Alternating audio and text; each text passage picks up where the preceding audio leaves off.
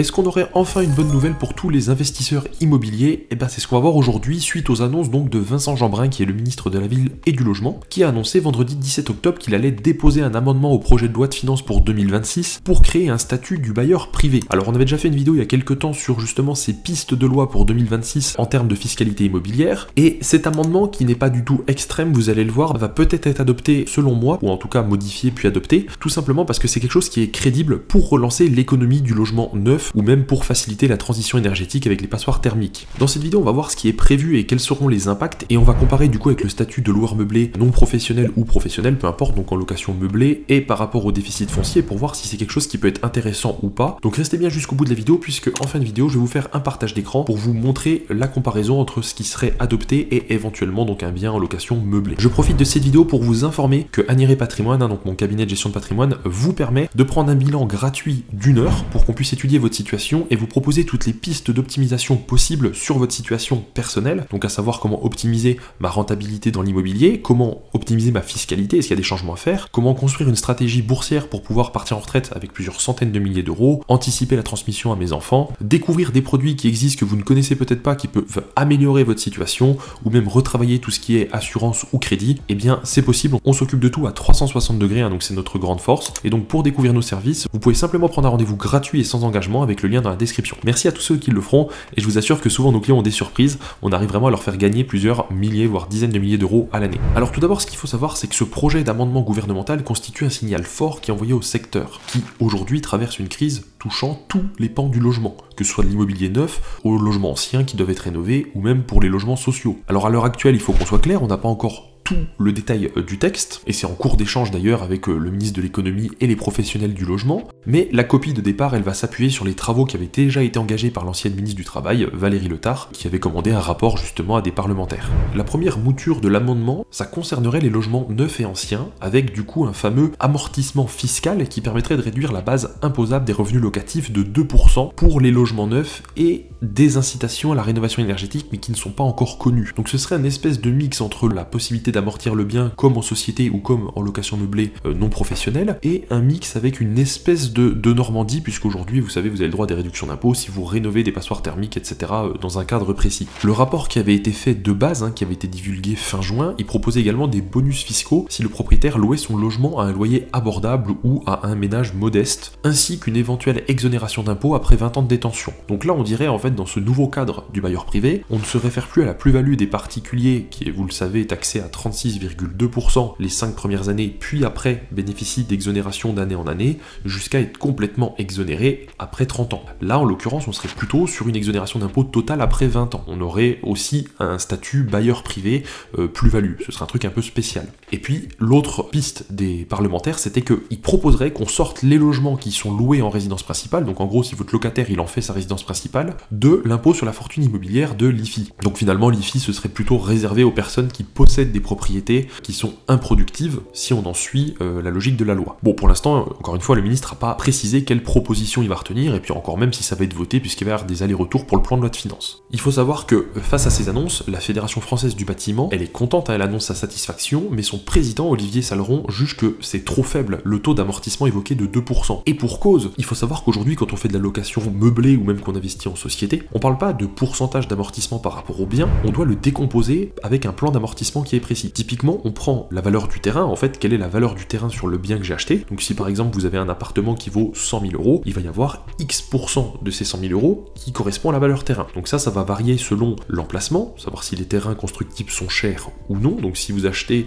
en plein cœur d'une grande ville, vous allez avoir une valeur terrain qui va être énorme. Sur les 100 000 euros payés, vous allez peut-être avoir 40, 50, 55 000 euros liés à la valeur terrain. Donc il n'y aura qu'une petite partie ensuite qui pourra être amortie. Et puis si vous achetez en race campagne et que vous avez des terrains qui sont vendus des fois viabilisés à 30 euros du mètre carré viabilisé, vous aurez peut-être que 2-3 000 euros de valeur terrain, et le reste, les 97 000 restants, ce sera du coup du composant bâti, donc du composant amortissable. Et je sais pas si vous le savez, enfin si vous suivez cette chaîne, on a fait énormément de vidéos sur le meublé et sur comment optimiser sa fiscalité immobilière. On a vu justement toutes les méthodes d'amortissement, et en fait quand on a un plan d'amortissement, une fois qu'on a isolé la valeur du terrain, on va décomposer le bâti avec globalement tout ce qu'on va appeler le gros œuvre, la toiture, les réseaux, donc électriques, tout ce qui est réseau en fait lié à la maison, et l'aménagement intérieur. C'est les grandes familles de composants. Et donc ces familles vont ensuite, eux, avoir une durée d'amortissement qui va être d'une certaine durée d'années, qui va varier selon l'état dans lequel ils sont quand vous achetez. Si vous achetez dans le neuf, pour le coup, ça on le sait, l'administration fiscale nous donne les durées, mais si vous achetez dans l'ancien, il faut évaluer soit vous, soit du coup votre cabinet comptable, hein, comme nous on le fait chez Element PAI. J'en profite pour faire une petite pub, mais vous signaler qu'on a la boîte Element PAI, et c'est en fait une société qui vous permet de faire votre comptabilité en ligne en autonomie ou en version expert comptable pour les tarifs les moins chers de France. Notre offre expert comptable, elle est à 249 € par an, hein, donc c'est totalement imbattable. Et puis vous pouvez prendre rendez-vous avec des conseillers qui vont faire des hypothèses chiffrées, pouvoir aussi vous expliquer un petit peu comment fonctionne la loi et tout ça. Donc c'est vraiment un package complet sur j'ai un appartement meublé, j'ai besoin d'un professionnel, bah vous allez sur Element PAI, vous pouvez tout faire et avoir toutes vos réponses. Donc n'hésitez pas à découvrir ça d'ailleurs dans la description, je vous remets le lien. Et bref, et quand on va faire donc du coup un plan d'amortissement personnalisé, on va se rendre compte qu'en fait les 10-15 premières années, selon le cas de figure, vous allez avoir un amortissement annuel global qui va être bien supérieur à 2% de la valeur du bien. Donc si on garde mon exemple d'un appartement qui vaut 100 000 €, vous allez vous rendre compte qu'on n'a pas 2 000 € d'amortissement. Les premières années, on va peut-être être à 4, 5, 6 000 selon la vétusté du logement que vous achetez. Et donc, ça permet de ne pas du tout payer d'impôts les premières années. Et puis les amortissements excédentaires, eux, ils se mettent en report. Donc si vous payez pas d'impôts pendant 10 ans, puis que pendant 5 ans supplémentaires, vous n'avez pas d'impôts grâce au report des 10 premières années, bah du coup, vous n'aurez pas payé d'impôts pendant 15 ans. Et donc ça, c'est l'avantage du meublé. Depuis l'année dernière, il y a la réintégration des amortissements dans la plus-value. Donc ça, forcément, bah, ça réduit la rentabilité finale, hein, le taux de rendement global de l'opération, puisque tous les amortissements pratiqués sont réintégrés. Donc c'est à prendre en compte. Le calcul qui va se poser, c'est est-ce que j'opte pour le statut de loueur meublé non professionnel ou est-ce que j'opte pour le statut de bailleur privé? Probablement que la réponse, elle va être selon les cas de figure sur ce qui va être le plus rentable. Si j'ai un horizon de revente à court terme, peut-être que du coup je vais opter pour le statut de bailleur privé, et puis peut-être que si j'ai un horizon de détention à long terme, je vais peut-être opter pour le LMNP. Vous voyez, ça va être un peu dans cette optique-là. Donc bien évidemment, on vous tiendra au courant de l'évolution de cette loi, hein. Donc abonnez-vous à la chaîne, on vous tient au courant en général très rapidement sur les actualités économiques et fiscales. Et puis je vous propose qu'on passe tout de suite sur mon ordinateur pour que je vous fasse une simulation pour voir sur un appartement type, un exemple lambda, voilà, de est-ce que ce nouveau statut va être intéressant ou pas. Donc on passe tout de suite sur mon ordinateur. Voilà, du coup, on se retrouve sur mon ordinateur et donc je vous ai paramétré une simulation, comme ça on va pouvoir tester entre le nouveau régime, hein, qui peut sortir et puis le LMNP, et on va regarder deux cas de figure. On va faire une fois avec crédit et une fois sans crédit. Vous allez voir, les résultats sont surprenants. Je suis parti sur un bien à 100 000 €, j'ai mis 15 000 € de valeur terrain, donc ça fait un forfait à 15%. Ce n'est pas comme ça qu'on fait comptablement, je le rappelle parce qu'il y a beaucoup de cabinets qui mettent un forfait à 15% aléatoirement. La jurisprudence a déjà du coup démenti ça et retoqué des gens à ce sujet. On a fait sur la vidéo on a deux méthodes, hein, donc deux vidéos, sur comment calculer sa valeur terrain. Nous, c'est ce qu'on applique chez lmnp.ai, donc notre site de comptabilité en ligne, pour justement calculer la valeur terrain. Et donc en fait, ce qu'il faut, c'est extraire combien coûte le terrain constructible par rapport à la surface, si c'est une maison, donc c'est-à-dire une maison individuelle, donc vous êtes monopropriétaire, ou si c'est une copro. Enfin voilà, il existe plusieurs cas de figure. Pour cet exemple, j'ai donc mis 15 000 €, donc 15%, mais voilà, je tenais à préciser que c'est pas la bonne méthode. Donc j'ai fait un plan d'amortissement standard, donc j'ai imaginé qu'on achetait un appartement, voilà, donc au total 100 000 €, donc avec 15 000 de terrain, que c'est un appartement qui a 10-15 ans, voilà, qui est pas mauvais du tout, hein, qui est encore bien, qui est à la mode, mais un petit peu vieilli. Et donc je suis parti sur une répartition classique, comme on peut en voir voilà, régulièrement dans différents cas de figure. Ça nous donne donc un amortissement annuel à 4 750 € pendant au moins les 10 premières années, puisque le premier composant qui sera épuisé, c'est l'aménagement-agencement, qui au bout de 10 ans sera totalement amorti. Et donc il y aura 3 000 € en moins. Donc de la 11e à la 20e année, il n'y aura que 1 750 € d'amortissement. Ensuite vient la question des frais de notaire. J'ai mis 9 000 €, j'ai arrondi, il faudrait aller voir sur le simulateur justement des frais de notaire pour voir le montant exact. Je pense que ça va être à peu près dans ces eaux-là, j'ai pas le chiffre exact en tête, mais peu importe. Est-ce qu'on les amortit, est-ce qu'on les passe en charge? C'est ce qu'on va voir, hein. Je vais pouvoir vous donner la réponse après. Pour l'instant, quand j'ai préparé le fichier, je les ai amortis. Et pourquoi 28 ans pour la durée d'amortissement? C'est tout simplement parce qu'il n'existe pas de méthode sur combien d'années amortir les frais de notaire. Donc il y a des cabinets qui vont mettre 20 ans, d'autres qui vont mettre 40, d'autres qui vont mettre 30, enfin c'est vraiment chacun fait ce qu'il veut. Nous on a développé une méthode qui est rationnelle et mathématique, c'est-à-dire qu'en cas de contrôle, on a un chiffre et une logique sur lequel s'appuyer. On a déjà eu des clients à nous qui ont eu des contrôles fiscaux aléatoires et il n'y a aucun souci sur la partie meublée, enfin en tout cas personne n'a été retoqué, il n'y a même pas eu de question ou quoi. Donc vraisemblablement on va dire que cette méthode est validée, de toute façon c'est mieux que rien. Et donc en fait on fait nous une moyenne pondérée entre le poids du composant et la durée de l'amortissement pour arriver du coup à une logique sur ok, les frais de notaire c'est aucun composant, aucun truc, donc il faut que je fasse une moyenne, et donc bah, la meilleure moyenne, enfin la moyenne la plus précise, c'est la moyenne pondérée. Donc là j'ai mis 28, attention, ça correspond pas forcément au calcul, je l'ai fait de tête puisque j'ai préparé le fichier, là je suis un petit peu, on sort la vidéo aujourd'hui, mais je suis un petit peu dans le jus par rapport à mon travail personnel, donc j'ai pas fait le calcul de la moyenne pondérée exacte, hein, donc c'est peut-être pas 28 le vrai chiffre, mais peu importe, encore une fois c'est un exemple. Ensuite j'ai pas mis de mobilier, bon, allez, on peut en mettre à la limite, on va dire c'est 3000 € du coup amorti sur 7 ans, hein, si c'est du mobilier, en moyenne c'est 7 ans, normalement il faut décomposer la ligne mobilier avec chaque meuble, pareil, c'est un exemple, donc on va faire sur 7 ans. Et donc ensuite j'ai dit, bon bah ok, on a une rentabilité à combien? Bah, on a une rentabilité à 8%, donc on a 8000 € de loyer annuel qui augmente chaque année avec l'inflation, tout comme les charges augmentent avec l'inflation de 2%, c'est l'hypothèse sur laquelle je suis parti. Et puis on a du coup les intérêts d'emprunt, donc pareil, j'ai pris des chiffres aléatoires, mais j'ai fait un truc cohérent sur 20 ans, voilà. Donc qu'est-ce qu'on a la première année? Bah, on a 8000 € de loyer pour 1240 € de charges, et on a beaucoup de charges financières la première année, puisqu'on a les frais de caution, les frais de dossier, du coup, qui arrivent, et puis forcément les intérêts d'emprunt, mais qui sont dégressifs. Donc sur la première année, ce qui se passe, en fait, et qu'on voit, c'est qu'on a plus de charges, en gros, que de... Enfin, pas plus de charges, mais là, on est à combien? On a 6550, 6650... de charges financières, donc 6650 plus 1240, ouais, on arrive à 7890 € du coup de charges par rapport à 8000 € de loyer. Donc en fait, vous voyez, ce qui se passe, c'est qu'ici on a 5390 € qui se mettent en excédent, en amortissement excédentaire, tout simplement parce que on avait 5500 € d'amortissement, il restait à effacer que, du coup, ça fait 110 € de charge, donc on efface les 110 € et le reste se met en excédent.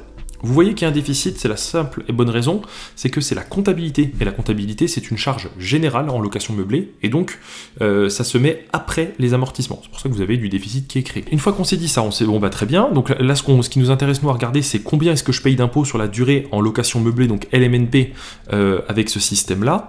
Et là, on voit que on ne paye pas d'impôts jusqu'en 2038, inclus, donc ça fait 12 ans, et on commence à en payer à partir de la 13e année. Donc sur un plan où on garderait 20 ans l'appartement, on aurait un total de 22 641 € d'impôts sur le revenu et prélèvements sociaux. Bon, ok, très bien.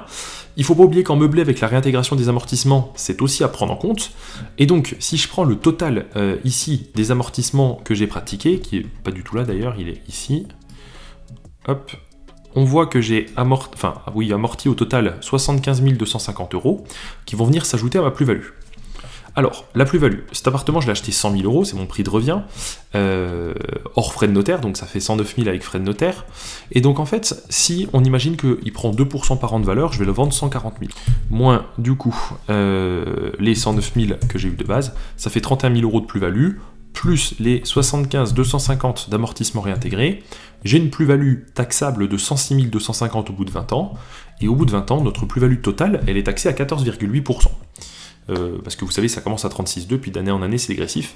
Si je l'avais gardé 30 ans, j'aurais été totalement exonéré sur ce montant. Donc la vraie question qui se pose sur ce premier cas de figure, c'est de dire, bah ok, peut-être que finalement, il ne faut pas que je le revende au bout de 20 ans, il faut peut-être faire un calcul ou un arbitrage. Bon, ça, c'est un autre débat. Donc j'ai 15 725 € d'impôts sur la plus-value, en plus, du coup, des impôts totaux que j'avais calculés ici, qui étaient de 22 641. Donc dans le cas du LMNP, on a 15 725 plus 22 641, donc je paye 38 000 € d'impôts. Donc si maintenant on applique le nouveau système avec l'amortissement à 2% par an, ici je vais complètement remplacer mon total d'amortissement pour mettre 2000, 2%. Et ça je vais le mettre sur les 20 ans. Voilà. Et du coup, bien sûr, il y a des choses qu'on ne sait pas aujourd'hui. Est-ce que on va avoir du coup la CFE si on choisit ce dispositif ? Je pense pas en principe, parce que ça reste un statut de bailleur nu, donc du coup il faudrait l'enlever. Alors je vais pas l'enlever pour l'exemple, parce que du coup comme ça on peut comparer vraiment, vous voyez, l'impôt payé, tout ça, mais normalement c'est ça qu'il faudrait faire. La comptabilité, bah ça pour le coup normalement il n'y en aura pas, hein, puisqu'on n'est pas en meublé. À mon avis ce sera un feuillet des impôts qui va être simplifié, et après le reste normalement on touche pas trop. La seule question c'est les frais de notaire, ici je peux pas les amortir, donc je vais les enlever. J'aurai pas de mobilier si je suis pas en meublé, donc ça je vais l'enlever. Et du coup, les frais de notaire, est-ce qu'ils vont pouvoir être passés en charge ou pas? À mon avis, non, puisque en location nue, on peut pas passer les frais de notaire en charge. Donc je pense que si ce statut est créé, ils vont pas non plus ajouter des avantages intrinsèques comme ça, donc je pense que du coup, ce sera pas amorti. Donc là, quand on va regarder, on va reprendre finalement combien est-ce qu'on paye d'impôts au total, et là, on voit que sur la durée, on paye 39 863 €. Sachant que tout à l'heure, j'ai dit qu'au total, moi je payais en LMNP 38 366. Mais là, d'après les premières pistes de loi, comme on l'a vu en début de vidéo, on va pas avoir de taxe sur la plus-value au bout de 20 ans. Potentiellement. Donc si c'est le cas, du coup on voit qu'on arrive à peu près à la même chose, et donc en réalité, les deux dispositifs se valent. Là où ça ne se vaut pas, c'est que dans un cas, on paye de l'impôt tous les ans. Donc ici, en fait, on va avoir un effort d'épargne qui est plus important, puisque vous voyez, il n'y a que 2 ans où on tient sans impôt, et puis ensuite, on paye directement de l'impôt. Donc quelqu'un qui voudrait vraiment optimiser son opération pour mettre plus d'argent de côté et l'investir avec les intérêts composés en bourse ou dans des SCPI, etc., il va probablement du coup préférer la solution LMNP à impôt égal, tout simplement parce qu'il peut faire l'effet boule de neige. Donc ça, c'est la première des choses. La deuxième, c'est qu'on n'est pas sûr sur ce dispositif de savoir si oui ou non il va y avoir l'exonération des plus-values au bout de 20 ans. Si c'est pas le cas, alors clairement le dispositif n'est pas intéressant, enfin on s'en rend compte là, puisque s'il n'y a pas l'exonération des plus-values, vous savez, il faudrait du coup rajouter les fameux, le total des amortissements, le total des amortissements, ça je pense qu'il ne le prendrait pas en compte, parce que sinon ça sert à rien de faire cet avantage. Par contre, du coup, il y aurait quand même la plus-value par rapport au prix de vente, et donc là on avait dit tout à l'heure qu'il y avait 31 000 € de plus-value, taxé à 0,148%, ça ferait 4 588. Donc là il y aurait quand même une petite différence avec la location meublée, sachant que la location meublée se loue en général mieux, selon les surfaces, que la location nue. Donc il y a aussi cet avantage induit qu'on n'a pas pris en exemple dans la vidéo, que normalement les loyers sont plus chers en meublé. Donc là, en fonction de ce qui est fait, c'est le meublé qui sort gagnant. Ce qui est assez intéressant, j'avais regardé rapidement là avant de lancer le truc, c'est que si on imagine que la personne n'achète pas à crédit, voilà, on enlève ça. Super. Alors, voilà, la personne n'achète pas à crédit, qu'on remet du coup l'histoire du mobilier, donc 3 000 € de mobilier sur 7 ans. Qu'est-ce qu'on avait d'autre? On avait la comptabilité, du coup, je repasse sur une hypothèse meublée. Voilà, donc on va remettre ça sur toute la durée. Je mets pas d'inflation, tout simplement parce que chez LMNPI, on n'a pas pour vocation à monter les prix. Logiquement, avec le temps, on devrait même avoir plus de clients, donc on devrait stagner. Alors, je vais pas dire les baisser, parce qu'on a déjà pas beaucoup de marge, mais on pourrait au moins les laisser, donc je prends pas l'inflation là-dessus. Et puis, voilà, donc là, on peut regarder ce que ça donne. Bon, ok, ça devrait être bon. Et du coup, alors voilà, si je suis en meublé, du coup, par contre, je peux dessus repasser mes frais de notaire, hop, en amortissement ou en charge. Je peux les passer en charge si c'est la première fois que je le fais. Si par le passé j'ai déjà passé en charge, alors je suis obligé de passer en charge. Si par le passé, donc c'est-à-dire si j'ai un autre bien en meublé où je les ai passés en amortissement, je suis obligé de les passer en amortissement. Le choix se fait sur le premier bien et on n'est pas censé changer par la suite. Enfin, la loi l'interdit. Donc là, on va imaginer que c'est mon premier bien, donc je les passe en charge.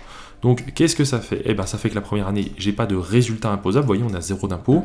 J'ai des amortissements excédentaires et du déficit. L'année suivante, j'ai du résultat positif, mais je vais piocher dans mon déficit pour le ramener à 0. Troisième année, pareil, quatrième, cinquième. Et sixième année, malheureusement, j'ai épuisé l'amortissement excédentaire et j'ai épuisé mon déficit. Donc je repasse en résultat positif. Et donc là, on peut s'amuser à faire le calcul. Et on voit qu'on paye 43 219 € d'impôts. Ok, donc 43 219. Et rebelote, si on prend le total des amortissements qui sont pratiqués, je vous montre ici. Alors, 68 500, donc que j'ajoute 68 500, donc ça la plus-value, donc 68 500, alors ça c'est le total des impôts, pardon, j'ai fait une bêtise, donc c'est 31 000 plus 68 500, 99 500, taxé à 14,8, ça me fait 14 726, et du coup 14 726, auquel on ajoute l'impôt et les prélèvements sociaux pour avoir le taux total de taxation sur la durée, plus 43 219.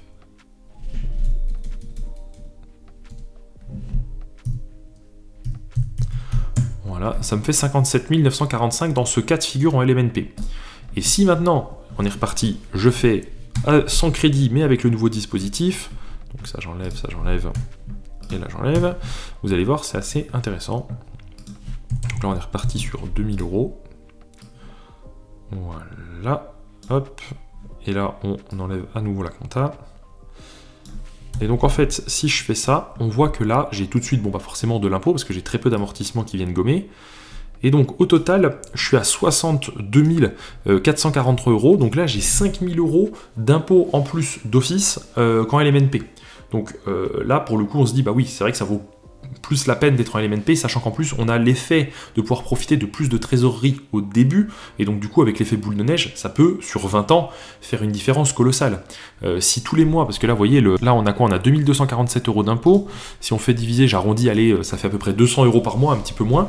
200 € par mois qui est investi avec des intérêts composés à des taux de rendement de 7, 8% si vous investissez bien en bourse, comme nous on le fait chez Aniris Patrimoine. Hein. D'ailleurs, n'hésitez pas à prendre rendez-vous encore une fois si vous souhaitez qu'on vous accompagne sur la stratégie globale et puis qu'on vous fasse vos allocations en bourse, sur des assurances vie françaises ou même de droit luxembourgeois, à partir donc de 100 000 €. On peut le faire, et donc en fait si vous faites ça sur une durée de 20 ans, et ben, la différence à la fin elle est énorme, on parle de plusieurs dizaines de milliers d'euros de différence, et donc dans ce cadre de figure là, oui, le LMNP est plus intéressant.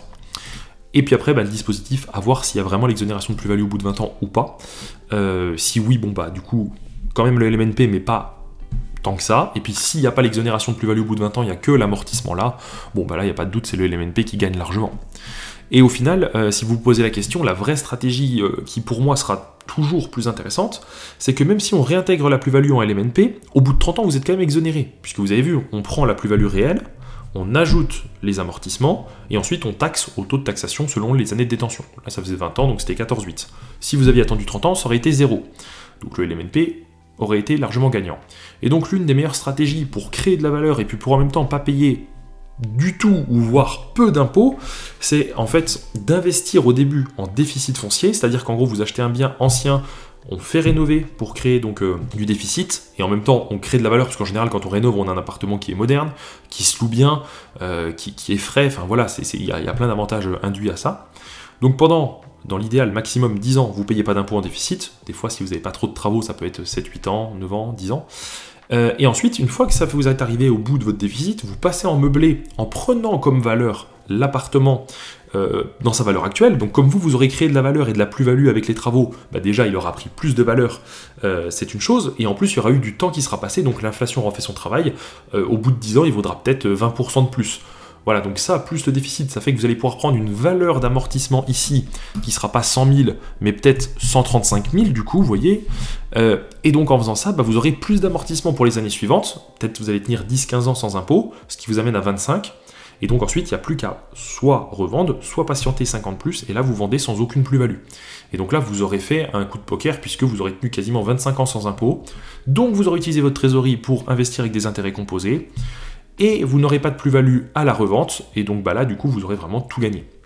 Donc voilà, il existe plusieurs stratégies comme ça. Là, pour l'instant, c'est une hypothèse, évidemment, par rapport au nouveau dispositif, puisqu'on n'a pas les détails, mais c'était quand même intéressant de comparer et de se faire déjà une première idée. Voilà, donc du coup, n'hésitez pas, hein, tout simplement, à prendre rendez-vous à LMNPI pour le meubler, pour faire des simulations, ou pour tout simplement vous inscrire et nous confier votre comptabilité, on est les moins chers de France. Et sinon, Aniris Patrimoine pour avoir un bilan patrimonial gratuit de 45 minutes, et puis ensuite, on vous accompagne un peu comme on le fait là, hein. On cherche tout simplement les meilleures pistes. Voilà, merci à tous d'avoir suivi, puis je vous souhaite donc une très bonne journée, et puis n'oubliez pas de vous abonner, liker la vidéo pour le référencement, et je vous dis à très vite.